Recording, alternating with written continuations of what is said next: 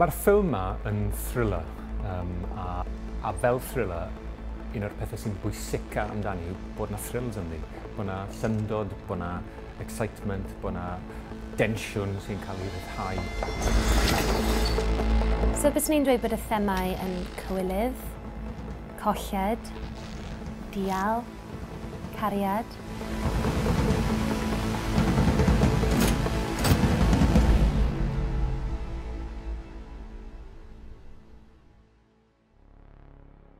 Fi'n credu bod ni eisiau creu perygl yn y tywyllwch.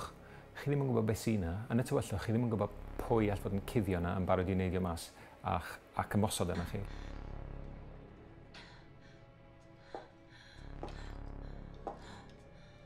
Mae'r ffilm mewn ffordd yn stori am ddychymyg a sut i ni'n defnyddio'r dychymyg, sut i ni'n cofio pethau, sut i ni'n cofio ein hanes ni a sut ni'n diffinio'n hunain yn y foment yma.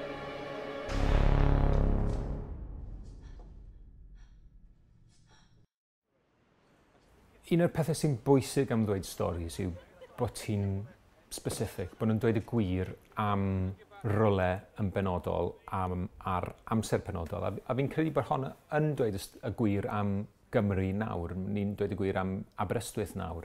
A ni hefyd yn dweud stori oesol am ddwy ferch sydd wedi colli mam. Mae'n stori ynglyn â dwy chwaer sy'n gweithio fel llyfrgellwyr yn y Llyfrgell Genedlaethol, a maen nhw'n cyrraedd adre o'r gwaith un diwrnod ac yn ffeindio'i mam yn Gelain ar lawr y palmant. Mam! Mam! Eben.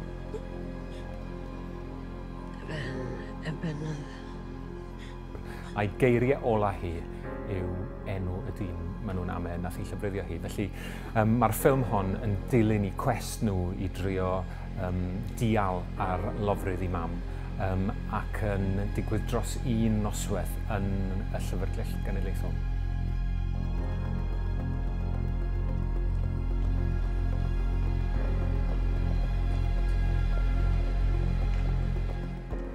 Wel, wedi treulio lot o mywyd i yn y Llyfrgell Genedlaethol, a fi'n credu pam chi yng nghanol gwaith academaidd dwys fel yna, mae dychmygu pethau arallfydol rhyfedd yn digwydd yn rhyw ffordd o gadw chi fynd. A dyna fi ys i'n neud yn y cyfnod yna, troi'r gofod mewn i rhyw fath o le arallfydol yn ymhenni. Ac yna fe sgwennes i nofel, a gyda'r gobeith falle bydden ni'n cael gwneud ffilm yn y pen draw. Mae daearyddiaeth y Llyfrgell Genedlaethol yn arbennig. Mae gymaint o wahanol elfennau. Mae'n elfennau crand, ond hefyd mae'n elfennau claustrophobic, corridorau diri, llefydd tywyll, llefydd i guddio, llefydd i redeg. Felly mae fe'n benthyg i hunan yn daearyddol i ffilm fel hon. Un o'r pethau ni eisiau edrych mewn iddo yn y ffilm yma, un o'r themau yw ynglyn â'r gwreiddiol a'r copi. Yn yr oes fodern lle mae popeth yn gallu cael ei ddigido, felly mae yna gopi sy'n gystal â'r gwreiddiol yn bodoli. A mae'r efeilliad yn ymgorfforiad o'r thema yna.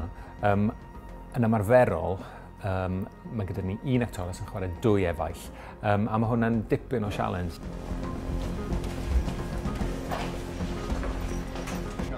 So ie, mae gen i dwbl o'r enw Caryl, sy'n wych, a mae hi'n actores rili dda hefyd.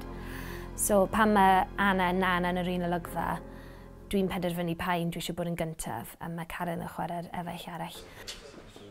So falle hwnna oedd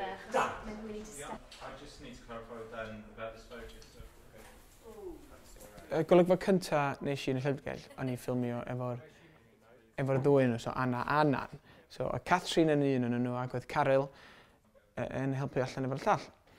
Ond dwi'n deimlad mor od, achos o'n i'n gwneud y golygfa yn sbio ar un yn nhw, a wedyn, oedden ni'n switcho around, ac oedd Catrin yn chwarae Nan, wedyn o'n i'n fatha, waw, mae hwnna'n...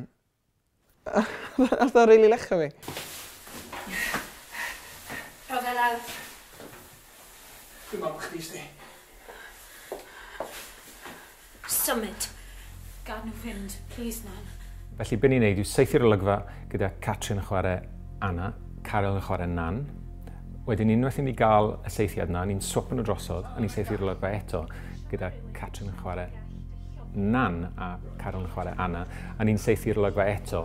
A cyhyd bod nhw ddim wedi croesi'r linell ganol, ni'n gallu gludo'r ddwy ochr at ei gilydd mwyn creu delwedd, un delwedd lle mae'r ddwy efall ynddo fe. So mae'n eitha anodd, achos mae'n technegol iawn. Mae hi methu bod yn rhy agos, a mae rhaid i, os fi wedyn yn mynd i wneud Anna, mae rhaid i fi wneud beth nath hi wneud, a mae rhaid i hi wneud beth nes i wneud. Ond mae fe'n help fawr, achos mae hi'n rhoi fi gyment fel y cymeriad eraill, so fi'n gallu reacto. A hefyd achos bod nhw mor wahanol, mae fe'n hawsach i slipio mewn i'r un arall, achos dwi wedi meddwl am physicality nhw a llais dipyn bach. Nath i ladd ei hunan. Ei llythyr, Dere, dim lot o amser dyn ni. Llythyr. Anna? Mae Anna wedi bod yn yr un llai hyderus a mwy creadigol a fath o mwy mewn byd ei hunain. So mae Nan yn, dwi'n meddwl, yn cael eitha frustrated gyda Anna am hwnna, bod hi ddim yn canolbwyntio gymaint â hi a ddim ar yr un wavelength. Clesu mi ladd Elena Wdig, nofelydd gorau yn Cenedl. I wneud yn iawn am y drysedd hon. Rwyf am roi terfyn ar fy mywyd fy hun. Sy'n ni'n lladd yn unan, sy'n ni ddim yn neud yn y Llyfrgell Genedlaethol, okei? Wel, mae'r ôl fflachiadau yn cydredig gyda'r presennol. Fel ein bod ni, neu fel bod y cynulleidfa, ddim yn cael y stori ar blat. Mae penderfyniadau felly wedi seilio ar beth sydd wedi digwydd yn y gorffennol yn hanfodol a penderfyniadau sy'n diffinio straeon yn aml iawn fel stori fel hon. A beth mae pobl yn gorfod wneud mewn digwyddiadau neu achlysuron anarferol. A ni hefyd yn darganfod bod yna stori serch rhwng Anna a Dan, a ni'n gweld y gwreichion i perthynas nhw yn cydio a mae yna ddatblygiad i'r stori honno yn y ffilm. Hei, beth yw Brys?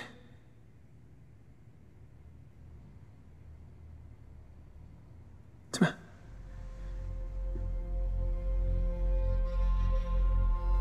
Y bwriad oedd cyflwyno stori hynod Gymreig oedd yn gweithio ar elfen rhyngwladol neu elfen Ewropeaidd. Dwi'n meddwl bod y themau sy'n rhedeg trwy'r ffilm yn rhai oesol. Mae yna gariad, mae yna gysineb, mae yna ogrwydd, mae yna gelwydd. Mae yna lot o bethau fydd pobl yn deall, dwi'n meddwl, ar draws y byd, a mae am ddal gafel ar ein hunaniaeth ni a'n hanes ni, ond eto symud mlaen i ddyfodol sydd yn fwy cyffrous ac yn fwy perthnasol.